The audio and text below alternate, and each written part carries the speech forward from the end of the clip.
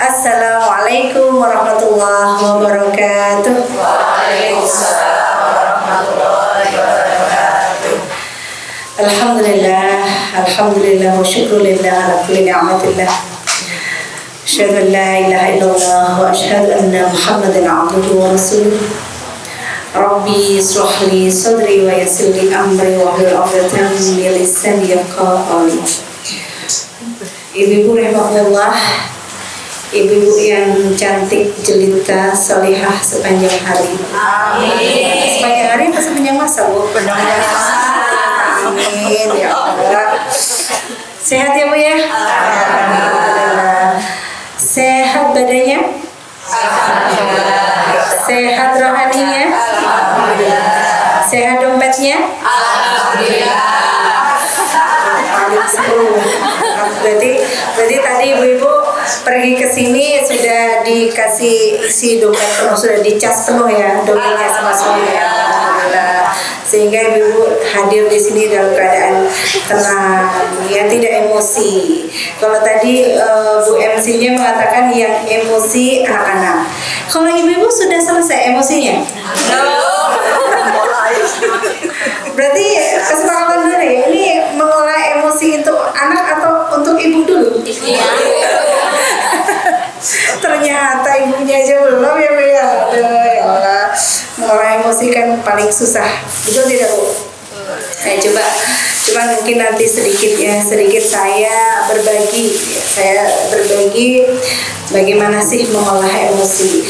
Barangkali di sini banyak ibu yang lebih sepuh dari saya ya, usianya lebih sepuh atau pengalamannya lebih luar biasa, keadaan rumah tangganya seperti roller coaster itu sudah biasa begitu ya, sudah bisa menjalani semua dengan baik-baik. Nah, mungkin saya belajar dengan ibu-ibu, tapi barangkali yang ada di bawah saya ya, tapi ya kita belajar bersama-sama ya.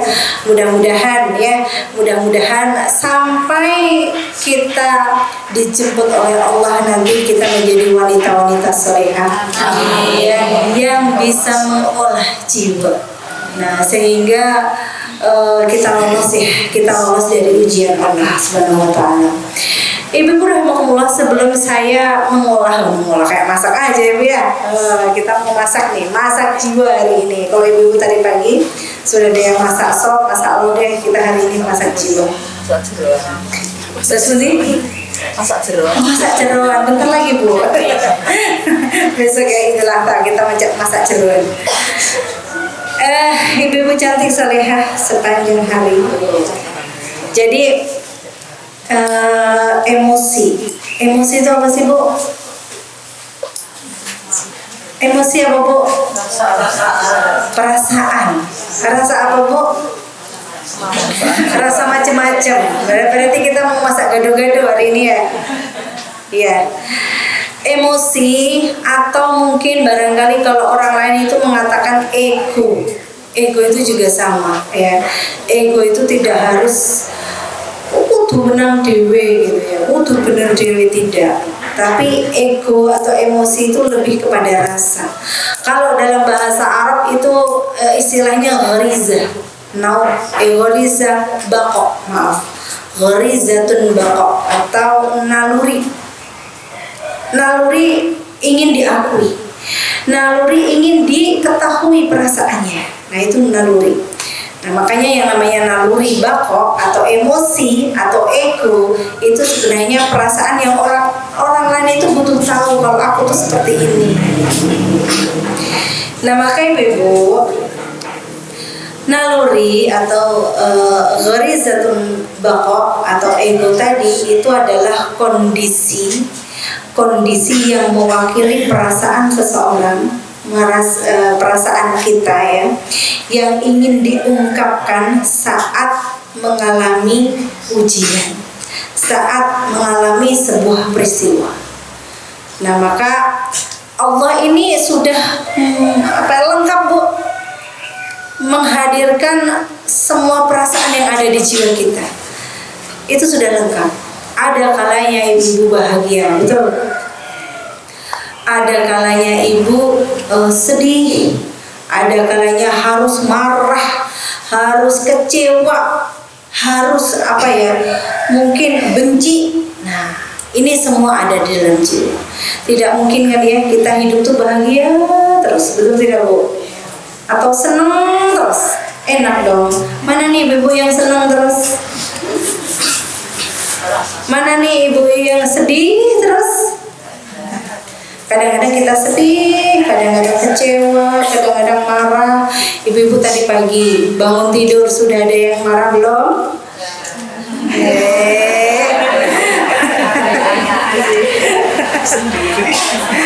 Aduh, iya, apalagi ibu yang masih muda ya. Aku tuh jam 8 harus sampai sini, harus kajian ini gimana ini, belum beres, sarapan belum beres, anakku belum mau. Macam-macam. Ya, emosi. Ada yang pagi-pagi tadi sudah sedih Bu? Ya. Kalau ibu-ibu mendengar musibah, ada saudara tercinta kita meninggal atau kecelakaan, kita sedih apa ketawa? Sedih dong. Ya. Sedih, kecewa. Bahkan ada Bu yang kecewa, rasa kecewanya itu dipendam lama. Sakit hatinya tuh di sini. Itu mah lagu ya Bu ya.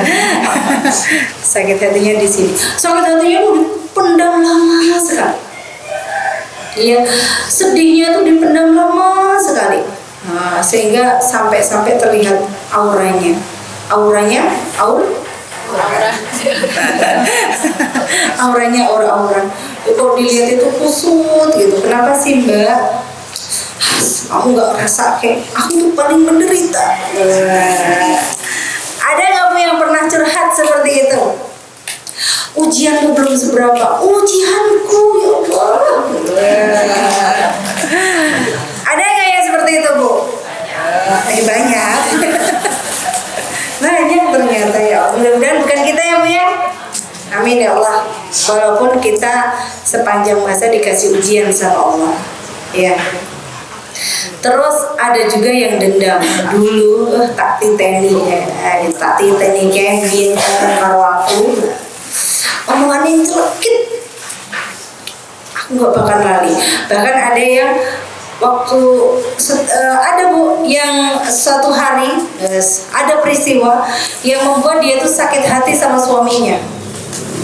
Sampai bilang apa? Sampai aku dikucir aku lali. Nah, ya begitulah Bu hidupnya. Gimana Bu? Ada yang punya perasaan-perasaan seperti itu. Ada perasaan marah, ada perasaan dengki, ada perasaan kecewa. Yang kadang-kadang orang itu nggak bisa menahannya. Orang-orang itu tidak bisa untuk menghilangkan, sehingga itu dibawa menjadi penyakit ain. Kalau sudah membawa penyakit ain, nanti kelihatan di dalam aura wajahnya itu sangat kelihatan sekali. Nah itu rasa. Ada juga yang mengatakan bahwa ego atau emosi itu adalah ungkapan keinginan atau luapan emosi yang orang itu harus tahu.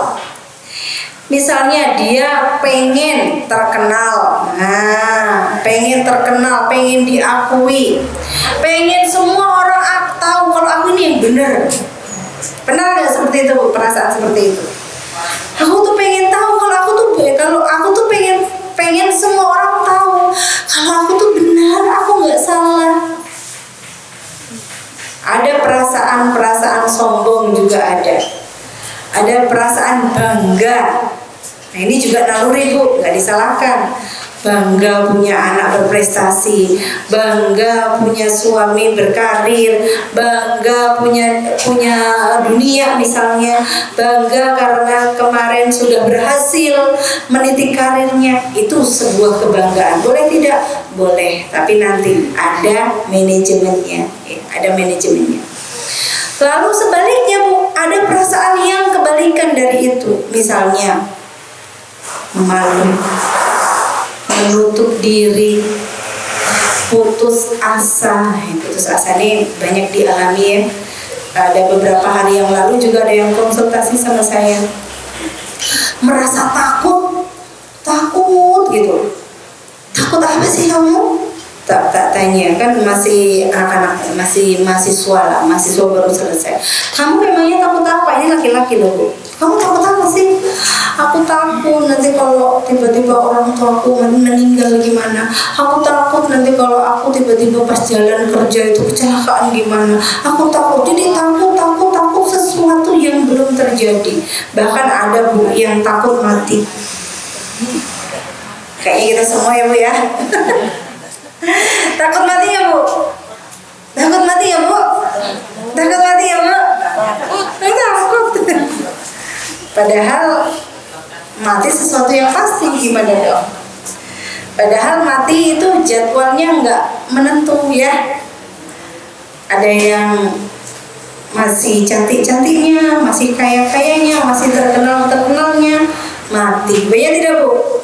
Yang kemarin saya juga melihat artis meninggal di usia 40. Yang kerasa saya, aduh aku 40 lebih gitu. Kapan dia aku dipanggil gitu. Ketakutan yang tidak berarti. Terus apalagi? Ada rasa malu. Ada rasa putus asa.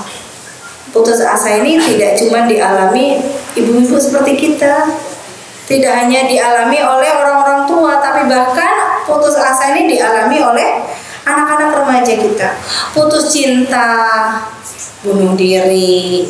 Ya, kemarin di UMY itu saya ketemu sama Ustazah Eni Arjanti. Saya pikir yang bunuh diri itu cuma 1, ternyata 6. Nah, mungkin ibu cuma 1 tahunya, tapi saya tahunya 6 gitu ya Allah. Itu bentuk apa Bu? Putus asa. Putus asa. Ada yang mikirin sesuatu, ketakutan, akhirnya sampai stres. Nah, aku gak kuat hidup, akhirnya malah gila. Diputusin cinta, gila. Ada yang orang tuanya sukses, orang tuanya kaya, malah bunuh diri. Ngapain Nak? Ternyata ada surat yang mengatakan bahwa aku gak mau dituntut sama orang tuaku. Orang tuaku pengennya aku gini, orang tuaku pengennya gini. Aku gak kuat, udahlah aku berakhir saja. Padahal gak ada kurang apa-apa. Banyak tidak Bu? Yang saya ungkapkan ini fakta, saya nggak ngarang-ngarang. Cuman saya nggak mau nyebut nama, nanti tidak menjadi fitnah. Ibu-ibu yang dirahmati Allah, begitulah emosi. Dan emosi ini lengkap ada di dalam badan kita, lengkap ada di perasaan kita, lengkap ada di jiwa kita, menghiasi hari-hari dan waktu kita. Coba sekarang kita cek perasaan kita sekarang lagi apa Bu? Beda-beda mungkin ya, satu sama yang lain pasti beda-beda. Perasaanku lagi galau, nah mungkin begitu karena saya punya masalah belum selesai. Perasaanku baru sedih karena aku diuji dengan suamiku yang mungkin usahanya baru menurun, misalnya begitu. Aku lagi bahagia karena anakku keterima di pekerjaan yang diinginkan. Mungkin satu sama lain ibu-ibu berbeda perasaan. Coba kita cek and recheck, coba kita evaluasi. Gak perlu diungkapkan di sini. Nah, perasaan yang sekarang ibu rasakan itu merupakan naluri, fitrah dari Allah Ta'ala. Maka semua perasaan yang ada di dalam ibu yang masing-masing berbeda ini, saya yakin mungkin kalau di sini yang hadir ini sekarang 30 itulah hebatnya Allah ya. Allah hebat sekali ya, menciptakan perasaan yang berbeda-beda. Nah, itu fitrah. Arti fitrah itu apa? Memang dari sononya diberikan oleh Allah. Dari sononya diberikan oleh Allah. Nah, maka fitrah itu tidak salah. Bahkan kalau nggak punya fitrah itu aneh. Misalnya ada berita kematian orang tercinta, kok mesam-mesem, guyang-guyung, normal tidak Bu? Nah, itu alias gini mungkin ya. Atau mungkin ibu mendapatkan rezeki hari ini, rezeki melimpah nomplok, ibu malah nangis. Ada yang cerita juga sama saya kan cerita, ibu-ibu misalnya ibu hari ini kena tipu, saya gitu kan, ibu-ibu hari ini kena tipu orang, uang ibu hilang, ibu-ibu nangis atau ketawa, saya bilang gitu kan, nangis Ustazah. Terus ada yang curhat, Ustazah aku pernah mengalami kayak gitu, aku ditipu orang sekian ratus juta, saya ketawa Ustazah, tapi habis itu saya nangis. Jadi nggak bisa dibohongi perasaan itu. Ibu lagi bahagia, ibu lagi sedih. Bahkan kadang-kadang bahagia ibu, sedih ibu itu bisa kebaca dari raut muka, bisa kebaca dari sikap kita, bisa kebaca dari diam dan tidaknya kita. Biasanya kalau wanita bahagia itu pasti banyak ngomong, banyak cerita, ya kan? Tapi kalau ibu-ibu lagi sedih, atau lagi marah, biasanya sikapnya udah agak lain, wajahnya pun lain, senyumnya pun lain, betul tidak? Nah, itulah fitrah. Semua fitrah itu diberikan oleh Allah. Namun ibu-ibu ya, fitrah ini sebelum saya masuk kepada contoh Rasulullah, fitrah ini kalau tidak diungkapkan itu aneh dan bikin orang gelisah. Kalau kita harusnya marah ya, suami hari ini membuat kecewa, kira-kira marah tidak? Aku nggak marah, aku sabar. Sakit tidak bu? Sakit. Dia tuh nggak bisa. Anak kita pagi tadi membuat kita kecewa, ingin marah sebenarnya, nggak marah gitu. Sakit tidak bu? Aduh, jadi ibu-ibu nggak bisa ditahan fitrah itu, ya. Kalaupun bisa ditahan akan gelisah, betul tidak? Nah maka bagaimana supaya kita bisa mengungkapkan fitrah naluri tadi, bisa mengungkapkan emosi kita tadi itu dengan cara yang benar. Ibu-ibu cantik salihah sepanjang hari ini, pokoknya memang salihah semua, cantik tadi semua. Ya,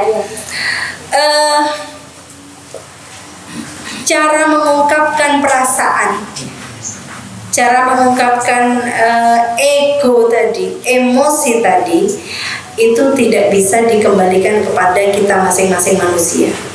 Ya, tidak. Kalau bahasa Jermannya tuh oleh sak geleme dhewe. Gak boleh kita tuh semau kita sendiri, meluapkan emosi kita tuh gak bisa semau sendiri. Sebab apa bu? Kalau kita membiarkan emosi kita sesuai dengan kemauan kita, bisanya malah membuat semakin runyam, semakin rusak, semakin hancur. Contoh sepele aja lah bu ya. Ibu hari ini marah. Ya, ibu hari ini marah. Hari ini kompaklah kejadiannya, tapi nauzubillah ini cuma contoh ya. Hari ini ibu-ibu kompak kena tipu 10 juta atau mungkin 100 juta. Respon ibu bagaimana bu? Coba, apa bu? Marah, terus ada lagi sedih, marah, sedih dan beda kan? Nangis, terus apa lagi? Kecewa, lalu sikapnya apa? Setelah marah terus ngapain? Ngomel gitu. Apa bu? Merepet. Apa tuh merepet? Apa-apa salah gitu ya, apa dibanting gitu ya. Oh suami salah, saya mau pecah gelasnya. Iya. Ibu-ibu hari ini dikecewakan suami, sikapnya bagaimana? Pasti beda-beda, ya kan? Pasti beda. Ada yang istighfar, masya Allah. Ada yang nangis, nggak ada yang marah. Nggak ada yang marah dikecewakan suami. Hebat, masya Allah. Ketawa semua, ya. Aduh, salihah semua, udah di surga semuanya. Amin ya Allah. Kadang-kadang kalau kecewa itu diungkapkan tanpa aturan Allah, Iya, beda-beda lah Bu. Dan kadang-kadang makin runyam, ya, makin gak selesai. Hari ini macam-macam kan ya Bu ya. Ini cerita di luar sana, bukan di sini insya Allah. Saya cuma cerita di berita-berita itu yang sudah viral itu, viral. Berita-berita yang sudah viral itu ya Bu ya Allah. Ada yang dikecewakan suami, ya, nekat, oh kamu selingkuh, aku juga bisa. Nah, ya kan? Kamu ngasih duit pun cuma segitu, aku juga bisa cari. Nah, beda-beda. Misalnya suaminya marah-marah, oh iya, oke, malah nantang, ganti marah lagi gitu. Banyak sekali Bu ya. Bahkan ada yang nekat, ada yang kemarin beberapa waktu yang lalu ada yang nekat, maaf ya, potong punya suaminya. Ya Allah. Ini tapi itu kan berita Bu ya. Beneran ya Bu ya. Masya Allah. Ada suami yang kecewa sama istrinya gara-gara istrinya minta uang terus karena anaknya pinjol. Akhirnya apa? Anak istrinya ada yang sampai seperti itu. Ada yang putus asa karena ekonomi, kompak semuanya diajak bunuh diri. Aduh, hari ini ya Bu ya, ada yang dendam, akhirnya dibikin sakit dan sebagainya. Allah, ya, sedih apa sedih Bu? Ya, fenomenanya sekarang di masyarakat begitu. Ya walaupun apa ya, pemicunya itu macam-macam. Memang sekarang ya Bu ya, kalau bicara pemicu ya, kalau bicara pemicu sekarang itu lebih banyak. Pemicunya HP, pemicunya ekonomi, pemicunya godaan dari luar karena pergaulan gitu ya. Pemicunya karena tren. Tidak sedikit Bu, karena tren pinjol akhirnya ya nggak mau berusaha, nggak mau prihatin, nggak mau ambil pusing, akhirnya pusingnya belakangan gitu ya. Depannya nggak mau pusing, pusingnya belakangan. Lagi tren judi online, remaja-remaja sekarang nyandu Bu. Jangan dikira ini menjadi keprihatinan kita sendiri. Kemarin ada berita judi online kita Indonesia ini kalau di total 300 triliun. Ngeri tidak Bu? Nah itu faktor-faktornya banyak, akhirnya membuat emosi ya, di dalam rumah tangga, di dalam diri kita, di tengah masyarakat, kriminal meningkat dan sebagainya. Jadi saya bingung mau menyelesaikan dari sisi mana. Saya satu sisi aja, kembalikan kita dulu lah ya, kita dulu bagaimana kita mengolah ketika nanti ada ujian-ujian yang kita hadapi.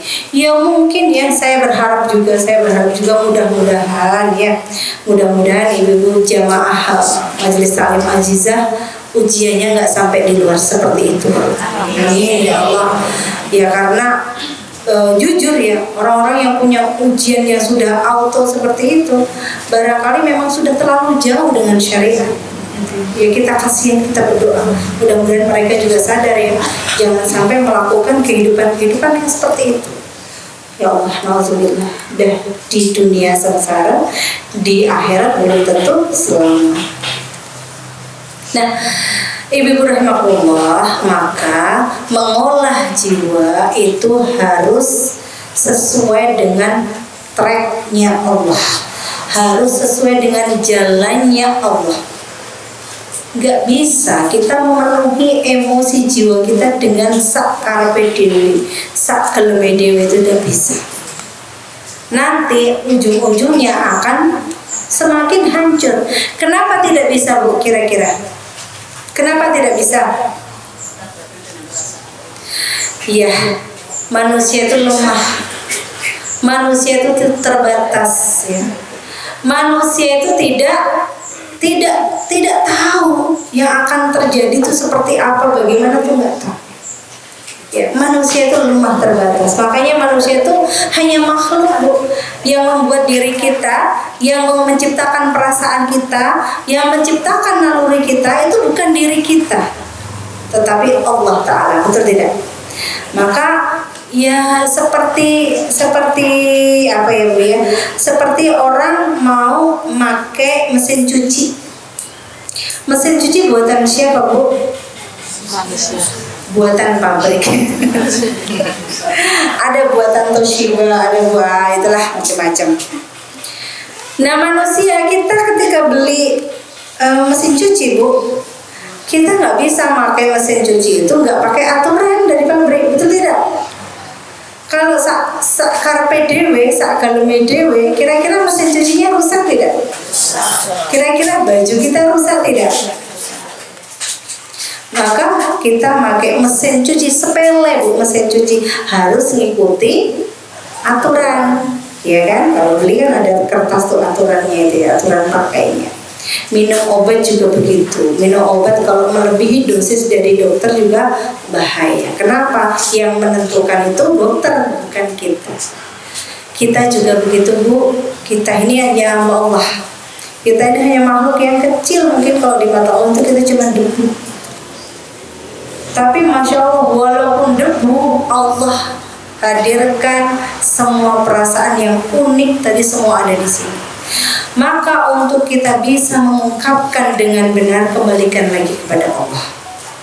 Lalu bagaimana mengembalikan kepada Allah? Nah, sudah dicontohkan oleh baginda kita Nabiullah Muhammad SAW.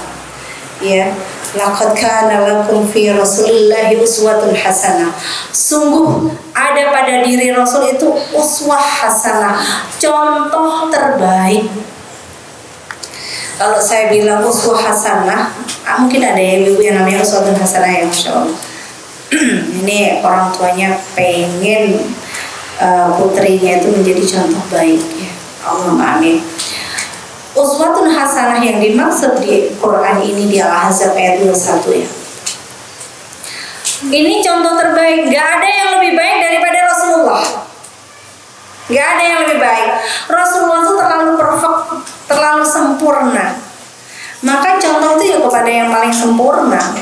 Ya, nyontoh itu kepada yang paling sempurna. Walaupun memang kadang-kadang kita itu nyontoh guru kita, nyontoh orang tua kita, nyontoh orang lain, ya Allah itu bisa sabar, kenapa aku tidak sabar, begitu ya. Nah mungkin orang itu juga mencontoh Nabi, belajar dari Nabi gitu. Jadi sumbernya itu Nabi. Saya itu pengen belajar dari bapak saya, bapak kandung saya sudah almarhum almarhumah. Seumur hidupnya, Bu, saya belum pernah melihat bapak itu marah. Hebat, luar biasa, sampai orang itu bilang, wah namanya Mbah Bajuri, si Mbah Bajuri kira masih nandingi sabari katanya. Walaupun ujiannya tuh ada saja, ujiannya tuh kadang dimarahi orang, kadang diuji dari orang tua, ya kadang diuji karena beliau tuh orang anak terkecil, diuji dengan kakak-kakaknya gitu. Tapi nggak sanggup membuat dia marah. Kalau ibu saya lagi marah-marah gitu, ya sabar, soalnya ibu mungkin kesel, tadi ibu marah nesu-nesu gitu. Coba kalau kita yang dimarahi, jadi itu jual borong gitu ya. Tapi kalau bapak saya, cuman saya belajar kenapa bapak seperti itu. Jadi bapak itu apa yang dikatakan guru, dikatakan kiai, walaupun sedikit dipraktekkan. Jadi belajar dalam hidupnya itu belajar, sehingga beliau menjadi sosok. Belajarnya ke siapa? Gurunya siapa? Kembali ke Rasulullah Muhammad SAW. Ibu-ibu, kalau Rasulullah memulai emosi, udah nanti saya contohkan. Selesai urusan pribadi, ya, selesai urusan pribadi. Beliau sudah nggak ada urusan emosi dengan manusia.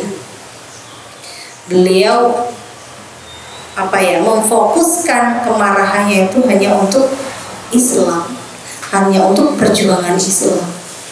Marahnya itu ketika Islamnya disinggung. Tapi kalau urusan pribadi sudah lewat. Nanti saya ceritakan. Nanti kita akan belajar dengan Rasulullah sehingga kita tidak mudah terpancing. Walaupun belajar sabar ini ilmu tertinggi ya Bu ya. Belajar ikhlas ini ilmu tertinggi Bu. Nggak mudah. Yang di depan ngoceh ini juga nggak mudah. Tapi karena kita belajar, kita paham, kita sadar janji Allah, akhirnya kita cepat-cepat istighfar dan sabar lagi, ikhlas lagi begitu. Kalau kita tarafnya kan begitu ya Bu ya.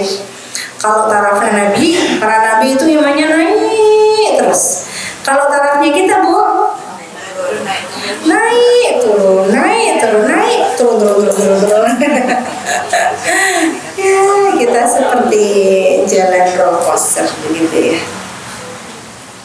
Tapi kalau Nabi enggak, maka contoh yang paling perfect, contoh paling sempurna itu ya ada pada Nabi Allah Muhammad SAW. Ya laqad kana lakum fi Rasulillah uswatun hasanah liman kana yarjullaha wal yaumil akhir. Bagi siapa saja yang mengharap Allah dan menantikan yaumul akhir. Nah, ini berarti bicara iman. Ini harus kita garis bawahi. Bagi kita yang beriman, siapa saja yang kita tuh pengen mengharap ridhonya Allah, pengen mengharap di yaumul akhir nanti selamat dengan ridhonya Allah. Lalu ayatnya selanjutnya wa dzakarallahu dzikran katsiran, dan ingin menyebut berzikir kepada Allah dengan zikir yang banyak. Zikir ini tafsirnya adalah selalu mengingat Allah, selalu ingin taat kepada Allah, selalu ingin sabar dalam setiap ujian, selalu bisa melampaui dalam setiap ujian biar dia menjadi orang beruntung nantinya di yaumul akhir. Maka jadikanlah uswah hasanah, jadikanlah Rasulullah itu uswah hasanah. Kalau kalimatnya dibalik itu seperti itu. Nah, ini yang kadang-kadang harus kita refresh setiap hari. Kita perbaharui iman kita setiap hari. Kalau lagi sedih gitu ya. Ada Bu, ini peristiwa seorang ibu sedihnya ketika beliau meninggal anak putrinya. Anak putrinya itu baru SMA. Anak pertama putri cantik baru SMA, mau berangkat belum sampai sekolah sudah terdengar berita kecelakaan, kena kecelakaan meninggal. Ini sedihnya nggak habis-habis sampai pingsan, berdiri pingsan lagi. Sudah tahunan sakit sampai badannya habis. Karena mikirin anaknya terus walaupun anaknya sudah lama meninggal. Gimana kalau seperti itu? Gimana kira-kira itu menimpa diri kita? Barangkali kita akan seperti itu ya Bu. Nah, maka supaya kita bisa berzikir kepada Allah, supaya kita ridho kepada Allah, bagaimana memanajemen sedih? Kita harus kembali ke pemahaman qada dan qadar, bahwa ajal itu adalah takdirnya Allah. Ajal itu qadanya Allah ya. Idza jaa ajaluhum la yastakhiruna sa'atan wa la yastaqdimun. Kalau sudah datang ajal, walaupun itu ajalnya orang yang paling kita cintai, la yastaqdimuna sa'atan, kita tidak bisa mempercepat dan kita tidak bisa memperlambat. Artinya apa? Nggak bisa kita mencegahnya. Maka ketika itu sudah menjadi keyakinan kita, boleh kita sedih, tapi tidak boleh meratap. Seperti Umar bin Khattab, ya, Umar bin Khattab itu suatu hari ketika mendengar baginda Rasulullah wafat, marahnya minta ampun, bawa pedang di depan rumahnya Nabi yang mereka sudah berkumpul, nangis semua nangis karena wafatnya Nabi Allah. Malah Umar tuh bawa pedang. Barang siapa yang bilang bahwa Muhammad itu sudah meninggal, akan aku tebas lehernya. Saking emosinya, saking gak siapnya ditinggal kekasihnya. Tapi karena Umar bin Khattab ini orang bertakwa, lalu datanglah Abu Bakar Siddiq. Abu Bakar Siddiq mengingatkan, wahai Umar, setiap manusia itu akan menemui ajal. Nabi juga manusia, maka Nabi juga akan menemui ajalnya. Nah, maka waktu itu langsung runtuh pedangnya. Baru ikut menangis, menyadari bahwa baginda Nabi sudah wafat. Artinya apa, Bu? Artinya orang yang tadi yang yarjullah, mengharap ridhonya Allah, mengharap surganya Allah, pengen taat kepada Allah, tidak membawa kesedihan itu sampai merata. Nah, ini berlaku bagi semuanya gitu. Ketika ada ujian yang membuat kita sedih, kehilangan apa, sedih tidak usah, sedih lah. Kecurian, sedih nggak? Sedih lah. Ya, apapun berita yang membuat kita sedih, sedih. Kalau kita ketawa aneh, ya kan? Tapi Allah memerintahkan kita untuk kembali ke qadanya Allah, ke takdirnya Allah. Apalagi urusan rezeki. Ibu yang hari ini mungkin diuji dengan keadaan ekonomi yang lagi turun, ya, yang bisnisnya lagi turun begitu, atau yang diuji dengan banyaknya hutang barangkali. Tapi saya husnudon saja di sini nggak mengalami. Allahumma amin. Yang ibu-ibu lagi diuji dengan kebutuhan yang kebutuhannya itu lebih besar daripada keadaan barangkali, atau mungkin diuji dari sisi apa. Nah, kalau dia diuji dari sisi rezeki, kita harus kembali kepada Allah, bahwa apa? Sesungguhnya rezeki ada di tangan Allah. Bahkan sampai Allah katakan, tidak akan mati seseorang kecuali sudah kusempurnakan rezekinya. Nah, ini yang membuat orang itu kalau ketiban musibah rezeki ini yang nggak stres, nggak perlu stres, nggak perlu akhirnya shortcut mengambil jalan pintas. Waduh, ini aku malu lah, aku nanti kalau nggak punya mobil, ya udahlah, aku kredit aja. Aku malu lah kalau nggak punya. Nah, kalau orang yang nggak siap dengan rezeki, dia akan melakukan apa saja, nggak peduli itu halal atau haram. Kalau orang nggak siap dengan rezekinya, dia akan flexing. Tahu kan flexing? Hari ini kan banyak yang flexing ya. Penampilannya wah gitu ya. Tapi ternyata kenyataannya tidak wah.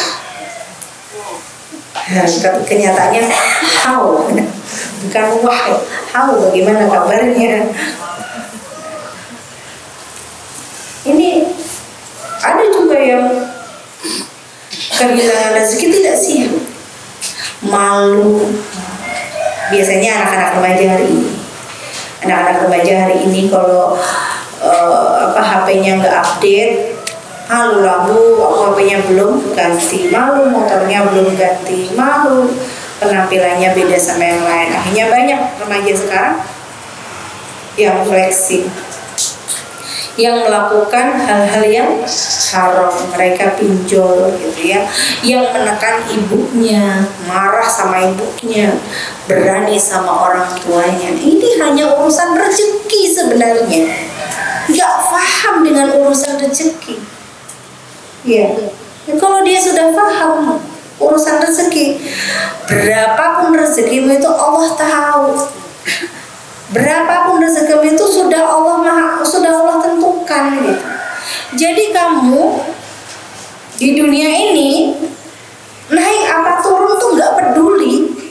Rezekimu naik apa turun tuh nggak peduli. Yang penting apa? Yang penting ikhtiar dengan cara halal. Karena ikhtiar itulah yang akan dihisab oleh Allah. Kalau kekayaanmu gak dihisab sama Allah, penampilanmu gak dihisab sama Allah, Yang dihisab kalau penampilanmu tidak syar'i itu dihisab. Rumahmu nggak dibiji Gusti Allah, nggak difoto Gusti Allah. Iki rumahnya jelek masuk neraka. Skip, nggak gitu, nggak ada cerita gitu. Ini wajahnya jelek, skip, nggak ada gitu.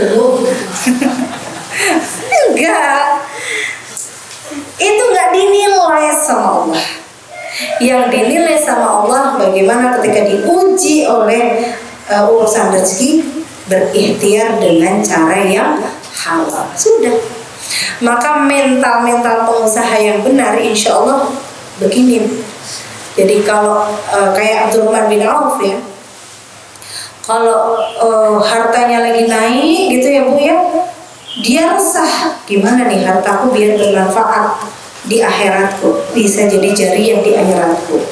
Dia pinjamkan, dia kasih sedekah, dia habiskan untuk jalan Allah. Tapi ketika saat beliau lagi miskin, emang Abdurrahman bin Auf pernah miskin? Pernah nggak Bu? Pernah nggak? Gak tahu apa enggak? Pernah Bu. Jadi ceritanya begini. Abdurrahman bin Auf itu di Mekah paling kaya. Tapi ketika hijrah di Madinah, kekayaannya semua ditinggal. Gak ada yang dibawa. Dia cuma bawa badan. Nah, ketika sampai Madinah itu dipersahabatkan sama orang-orang Ansor. Lalu ditanya, Abdurrahman bin Auf, kamu mau apa? Kamu mau rumah? Kamu mau modal? Mau apa? Bilang gitu. Saking APE, orang-orang Ansor itu saking APE. Kata Abdurrahman bin Auf kan kemarin kaya. Tapi jawab beliau apa? Udah gak usah repot-repot, tunjukkan aku di mana pasar. Jadi beliau gak resah walaupun hartanya harus ditinggal semuanya. Demi apa? Demi keridhaan Allah, karena itu perintah hijrah. Perintah hijrah itu wajib waktu itu. Mau gak mau harus hijrah, seluruh kaum muslimin hijrah untuk meneruskan dakwah di Madinah. Karena di Mekah itu sudah banyak tekanan. Nah, Abdurrahman bin Auf cuma bilang, tunjukkan aku di mana pasar. Nah, ini pengusaha yang pintar tuh seperti ini, cari peluang di pasar. Jadi kita kalau lagi nggak ada duit, ya kita cari peluang. Tapi nggak punya modal, ada. Kadang-kadang kita tuh lupa bersyukur kalau HP ini modal, kalau lisan ini modal, kalau kita masih punya motor itu modal. Gunakan untuk cari pelanggan. Gunakan untuk jalan mencari peluang, kira-kira jualan mana yang potensial. Motor bisa untuk nganter-nganter barang, udah jualin punya orang lain, apa salahnya? Abdurrahman bin Auf juga begitu Bu, nggak punya modal apa-apa, cuman punya modal benar. Akhirnya apa? Beliau ke pasar lihat, kira-kira yang laku keras apa ini ya? Gandum itu, kayaknya gandum itu laku keras. Pak izin ya, tak jualkan gandumnya ya. Jualkan hari itu. Nah, langsung dia jual, laku, dapat untung. Masya Allah. Modalnya apa? Badan sama mulut. Jadi walaupun kebanting kondisinya, nggak merasa putus asa, tidak merasa putus asa. Karena masih bisa bersyukur dengan sehatnya badan, dia gunakan bergerak. Kekayaannya pulih lagi. Akhirnya di Madinah paling kaya. Nah, nih. Nanti ketika diuji pernah akhirnya, kok terlalu kaya, pusing nih. Abdurrahman bin Auf juga diuji dengan terlalu kaya. Akhirnya apa? Kasihan sama pedagang kurma. Kasihan kan Bu? Kurmanya sampai busuk-busuk itu, ya Allah kasihan. Akhirnya apa Bu? Kurma busuknya dibeli semua. Menolong pedagang yang lain itu caranya dengan membeli kurma yang busuk-busuk dibeli. Malah ada berita di sebuah daerah terkena virus wabah yang obatnya kurma busuk. Ya terpaksa kaya lagi deh. Nah itulah Bu ya, urusan rezeki itu sudah diurus sama Allah. Yang penting apapun ujian rezeki pada saat itu, ayo nyari dengan cara yang halal, karena itu yang akan diperhitungkan oleh Allah. Begitu. Nah, ini baru kita mau masuk materi. Belum materi ya Bu ya. Ya Allah. Ibu-ibu yang cantik rahimakumullah ya. Jadi intinya ketika kita pengen diberkahi oleh Allah, ketika pengen menuju kepada Allah, pengen menuju ridhonya Allah, pengen taat dengan dzikron katsiron, maka ikutilah cara Rasulullah mengolah emosi. Nah ini contoh pertama dulu, contoh pertama ya. Jam berapa ini? Ya, masih sedikit, masih ada sedikit waktu. Bismillah, mudah-mudahan. Di kitab Riyadhus Shalihin disampaikan ya, ini bagaimana Rasulullah tertimpa musibah, sikap Rasulullah ketika tertimpa musibah. Dari Aisyah ya, Aisyah itu menceritakan, Maro'aitu ahadan, tidak pernah aku lihat satupun alaihi waja'u min Rasulillah, tidak pernah aku lihat sekalipun seseorang yang merasakan nyeri melebihi Rasulullah. Nyeri itu sedih. Sedih kita kayak gimana Bu? Sakit? Kayak kepencet? Kayak diinjek? Atau kayak kita menginjak duri? Atau kayak kita nelen jamu? Nah kalau pas lagi diuji kan gitu ya rasanya ya Bu ya. Bosan aku rasanya. Ya Allah sudah ya Allah, ujiannya sudah ya Allah. Nah, itu berarti tanda-tanda ibu itu udah nyerinya banget. Sampai ada lagu daripada sakit hati mending sakit gigi, masa sih gitu ya. Saya itu menemui orang yang beliau punya sakit cancer, tapi sabarnya luar biasa. Kira-kira kita kuat nggak? Makanya jangan pakai lagu itu ya. Belum tentu kita sakit fisik itu kuat daripada sakit hati. Tapi sakit hati, sakit nggak Bu? Sakit nggak Bu? Nah berarti pernah. Sakit. Nah itu Rasulullah menggambarkan, tidak ada yang tidak sakit melebihi sakitnya Rasulullah. Mau ceritanya Bu? Sedikit ya, nanti tidak habis waktunya. Rasulullah SAW begitu diangkat menjadi nabi, waktu itu putrinya ada 4, tapi yang satu masih kecil. Fatimah ini masih kecil. Nah yang 3 ini sudah menikah dengan orang kafir karena waktu itu belum datang risalah Islam. Yang 2 ini Ummi Kulsum dan Ruqayyah ini menikah dengan anaknya Abu Lahab.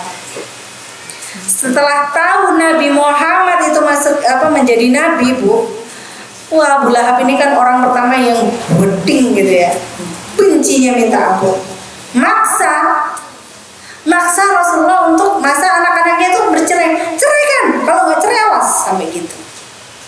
Jadi punya 2 putri suruh nyeraikan. Kalau kita jadi ibunya gimana Bu?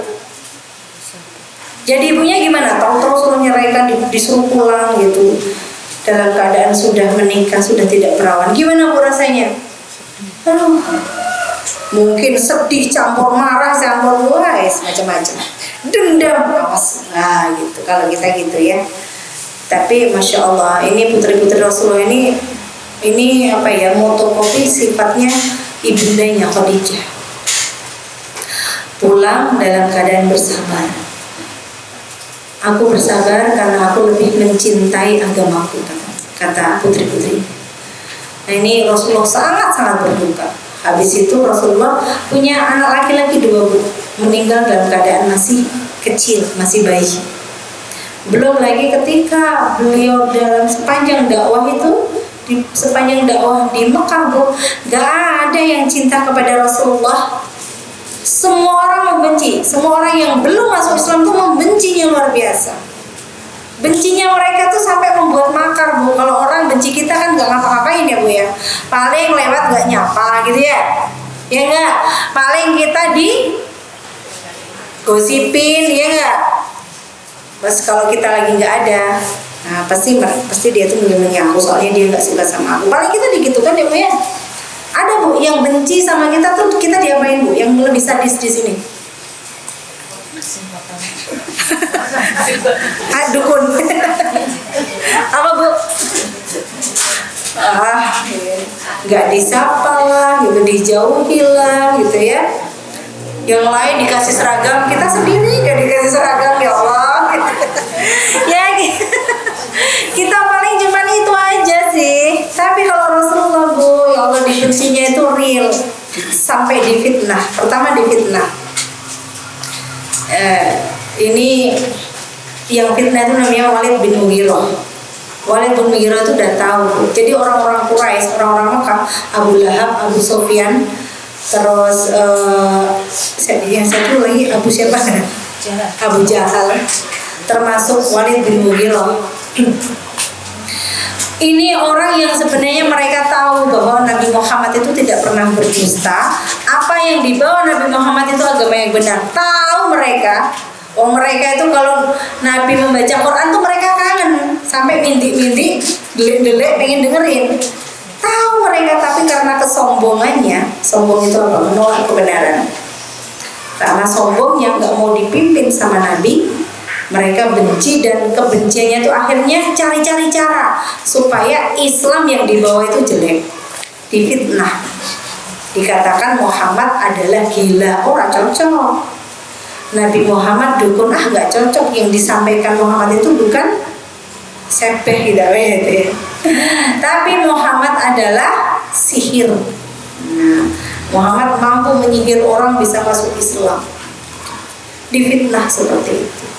Nabi Muhammad di mana-mana diancam pengen dibunuh, Bu. Ya, pengen ditombak, di jalannya itu apa? Kudanya di bawah, di sebelum lewat itu di jalan dikasih lubang, di rumahnya itu sebelum masuk dikasih lubang. Kalau kita ada yang seperti itu, Bu? Gak ada. Baru sujud, Rasulullah itu baru sujud. Abu Jahal itu pengen sudah bawa batu gede, pengen nimpain ke kepalanya. Tapi waktu itu katanya Abu Jahal itu ada kaki onta yang nendang kepala dia, itu malaikat Jibril. Ya, Abu Jahal pernah Rasulullah pernah ditimpa kotoran perut onta, bayangkan. Adalah Bu, kalau kita belum apa-apanya lah, urusan pribadi kalau Rasulullah ya. Belum lagi Bu, Rasulullah melihat pemandangan para sahabat yang sudah masuk Islam tuh disiksa. Keluarga Yasir, Bilal, orang-orang lemah di kalangan kaum muslimin itu disiksa. Kalau kita yang mengalami kayak gimana, Bu? Lewatlah, selesai nggak buat. Kadang-kadang kita digerenengi orang aja sakit hati, ya nggak? Oh iya. Gitu. Kadang-kadang kita digosipin aja sakit hati, apalagi difitnah. Sakit tidak? Sakit gitu ya. Kita difitnah. Sakit tidak? Sakit. Ada yang sering curhat sama saya, Ustazah itu punya utang sama saya, tapi dia yang marah-marah sama aku, gimana harusnya? Oh, ceritanya sambil marah. Kita disakiti suami, sakitnya sampai dikukir, nggak lupa. Kalau kita begitu, Bu. Tapi kalau Rasulullah tidak. Maka kata Rasulullah bagaimana? Apa yang menimpa seorang muslim dari penyakit, risau, sedih, gelisah, bencana yang menimpa kaum muslimin, sesungguhnya Allah jadikan itu penebus atas dosa-dosanya. Jadi Bu, jangan khawatir kalau kita lagi di tempat sedih, gelisah, musibah. Gelisah itu atas peristiwa yang sedang terjadi. Kalau sedih itu peristiwa yang sudah terjadi. Kalau aniaya ya. Kalau risau itu atas peristiwa yang belum terjadi. Nanti kalau aku sakit, terus aku meninggal, terus suamiku nikah lagi gimana? Itu risau namanya. Nanti kalau aku sakit, terus anak-anakku masih kecil, nanti yang ngopain ini siapa? Jangan-jangan ibunya nggak bener nanti. Wah, itu risau. Ibu, kalau risau seperti itu, Bu, nyiksa. Iya bener nggak sih, Bu? Nyiksa nggak, Bu? Nyiksa, belum terjadi. Emang kita tahu apa yang akan terjadi? Nggak tahu, makanya jangan dipikir. Kalau kita memikirkan sesuatu yang belum terjadi sampai sebegitunya, stres. Kayak tadi, kayak mahasiswa yang curhat ke saya tadi, sampai ke psikiater. Aku besok diantar ke psikiater. Aneh kamu tuh, nih psikiaternya ini gak usah bayar, saya bilang gitu. Kenapa kamu tuh? Terus saya bilangin, ajal itu milik Allah. Ajal itu milik Allah. Mati itu milik Allah. Ngapain kamu mikirin mati? Yang kamu pikir sekarang amal terbaik menghadapi mati, selesai. Rezeki itu milik Allah. Kamu nggak tahu kok rezekimu besok mau segunung, mau sekarung, ya, mau satu truk. Emang kamu tahu besok? Nggak tahu. Kamu cuma bisa merencanakan, tapi kamu nggak tahu nasib rezekimu besok. Kenapa? Yang tahu itu Allah. Maka nggak usah dipikirin. Aku besok kalau nggak punya rumah gimana? Udah, itu nggak usah dipikirin, itu belum terjadi. Yang harus kamu pikirin apa? Maksimalkan ikhtiar mau menjemput rezeki, selesai. Kenapa, Bu? Jadi apa yang sedang terjadi, apa yang sudah terjadi, apa yang akan terjadi ketika kita bisa menjalani semua itu dengan ini penebus dosaku. Jangan-jangan kalau aku sabar, memang ini jalan aku menuju surga. Mungkin aku sedekah banyak, mungkin sholatku beres, tapi kalau aku nggak ikhlas dengan peristiwa yang aku hadapi, jangan-jangan Allah tidak ridho. Jangan-jangan kalau aku nggak sabar, aku nggak ikhlas, jangan-jangan aku masuk neraka. Sayang Allah kasih ujian ini, sayang Allah kasih peristiwa ini, sayang Allah kasih cobaan ini, tapi kok aku nggak sabar dan ikhlas. Jangan-jangan ini tidak menyelamatkan aku di akhirat nanti. Ya sudah. Nah kalau sudah, jadi ini tips dari teman saya, Bu, ya. Namanya ikhlas itu apa sih? Ikhlas itu kayak nelen pil pahit. Enak nggak, Bu? Jadi menerima takdir itu seperti nelen jamu. Enak tidak? Sini ada jamu, sini ada teh manis. Milih mana gitu? Nggak enak, Bu. Ya, menerima bahwa ini ujianku, bismillah ini ujianku, aku akan jalani sebaik-baiknya. Ya Allah kuatkan aku, ya Allah berikan aku solusi. Berat tidak? Berat. Tapi supaya kita bisa nelen itu, kita ingat ini penebus dosa kita. Supaya kita kuat, kita harus ingat ini demi supaya Allah ridho kepadamu. Begitu. Begitulah yang diajarkan oleh baginda Nabi Muhammad SAW. Mudah tidak, Bu? Mudah tidak, Bu? Kalau ada yang berkata mudah, Masya Allah, luar biasa. Emang mungkin? Emang bisa? Banyak, Bu, orang yang sudah bisa mengalami hal-hal seperti ini. Banyak orang-orang yang ke saya itu luar biasa. Beliau begitu nggak sadar beliau itu kuat, nggak sadar kalau beliau itu sabar, nggak sadar kalau beliau itu ikhlas. Tapi beliau pas mengalami itu butuh curhat. Silakan curhat kepada orang yang tepat. Tapi jangan sampai kita menjauh dari Allah. Ya, justru kita harus mendekat kepada Allah.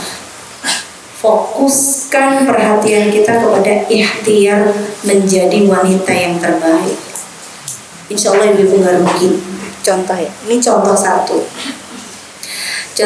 Ada orang yang diselingkuhi. Saya tidak berharap di sini ada. Ada orang yang diselingkuhi. Terus dia harus gimana?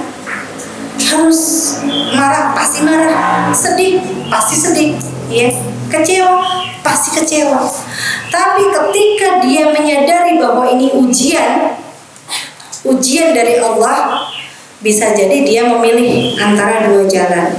Jalan untuk tetap bersama suami, menemani suami karena dia menganggap kebersamaan dengan suami itu adalah pahala, atau mungkin dia memilih berpisah dengan suami. Dua-duanya mengandung resiko dan dua-duanya membutuhkan sabar dan ikhlas, betul tidak? Maka sabar dan ikhlas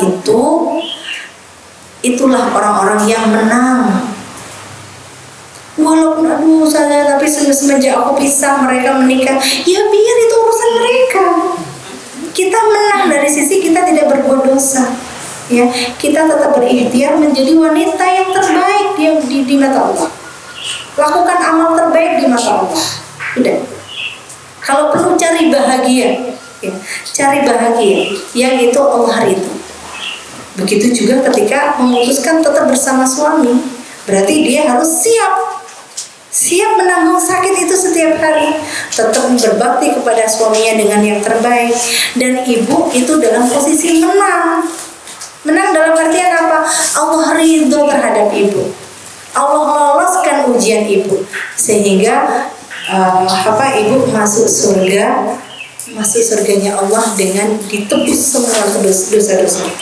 Dan Allah pun kan berfirman ya Bu ya, di surah Ar-Ra'd ayat 21-24. Orang-orang itulah yang mendapatkan kesudahan yang baik, yaitu surga Aden. Nah, yang sabar, yang ikhlas dapat surga Aden. Kalau putra-putrinya, cucunya ada yang bernama Adenan. Nah, itu surga Aden. Yes. Dan mereka masuk di dalamnya bersama dengan orang-orang yang solih dari bapak-bapaknya, istri-istrinya, anak cucunya.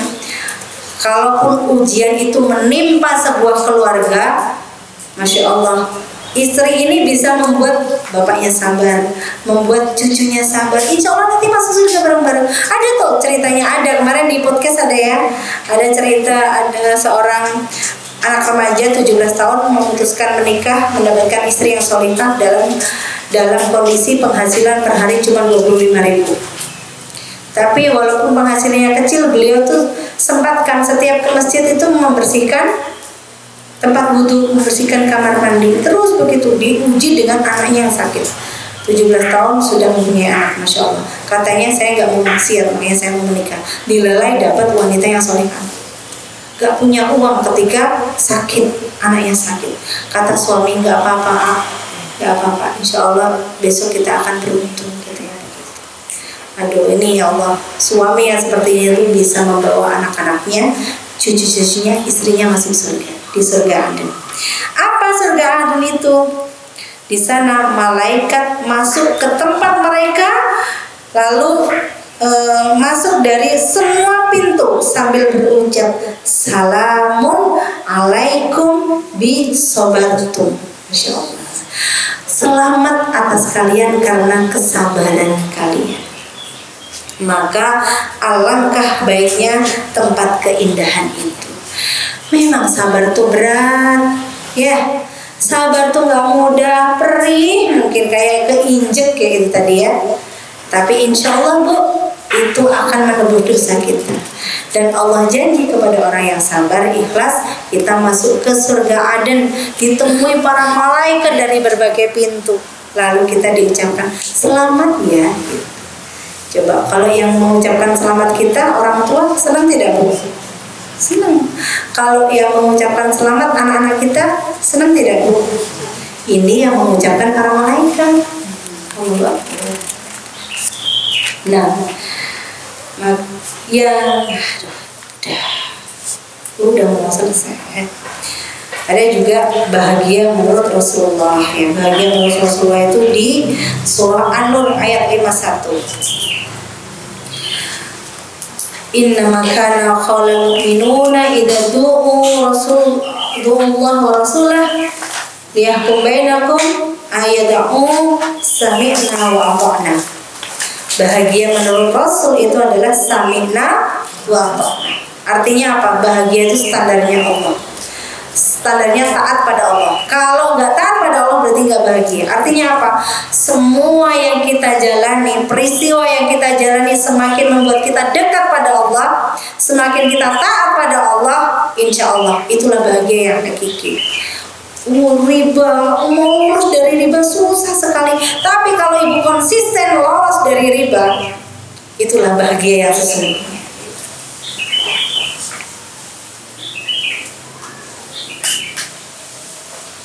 Maka di surah Al-Fajr ayat 27 sampai ayat 50, ya ayuhan nafsul mutmainnah, wahai jiwa-jiwa yang tenang, irji'i ila rabbiki radiyatan mardiyah, kembalilah kepada Allah radiyatan mardiyah, kamu ridho kepada Allah, Allah ridho kepadamu. Fadkhuli fi ibadi wadkhuli jannati, maka di situ kamu masuk di tempat-tempatnya ibad. Ibad itu apa? Para nabi. Nah tuh, kalau kita konsisten, bahagia taat kepada Allah, bahagia taat kepada syariat Allah, maka kita masuk ke surga yang di situ ada ibad para nabi. Wadkhuli jannati, dan masuklah kamu kepada surgaku, kata Allah. Nah, ini kebahagiaan kita tertinggi itu kan itu ya. Ya memang Bu, kita tuh kadang-kadang bahagia dengan harta. Kita kadang-kadang bahagia dengan dunia, boleh, gak masalah, karena Allah itu menciptakan hubut tamaluk. Hubut tamaluk itu rasa ingin memiliki. Kita pengen memiliki rumah yang indah, kita pengen memiliki emas-emas perhiasan, kita pengen memiliki harta, boleh, gak masalah. Tetapi semua itu tidak akan membuat kita bahagia kecuali semua itu diajak untuk ridho kepada Allah. Sehingga ketika kita ridho kepada Allah itu enteng. Yang miskin ridho kepada Allah, yang kaya ridho kepada Allah, ya. Yang tua ridho pada Allah, yang muda ridho pada Allah, yang sakit ridho pada Allah, yang sehat ridho pada Allah. Nah ini ujiannya masing-masing. Kadang-kadang sakit itu membuat dia lebih ridho pada Allah. Kadang-kadang sehat lupa ridho pada Allah, betul tidak? Lupa bersyukur malah. Dia baru ingat ketika sakit. Maka keadaan apapun sekarang yang kita alami, perasaan apapun yang kita alami sekarang, mudah-mudahan kita niatkan untuk kita mendapatkan ridho Allah Ta'ala, sehingga kita disambut oleh Allah. Ya nafsul mutmainnah, wahai jiwa-jiwa yang tenang, irji'i radiyatan mardiyah, masuklah kepada keridhaan Allah, yang engkau juga ridho pada Allah. Dan kita masuk, di situ ada tetangga kita para nabi dan rasul. Masya Allah. Ibu rahmatullah, tidak bisa saya lanjutkan karena waktunya sudah habis ya. Aku minkum, banyak salah, banyak kurang. Saya mohon maaf sebanyak-banyaknya. Assalamualaikum warahmatullahi wabarakatuh.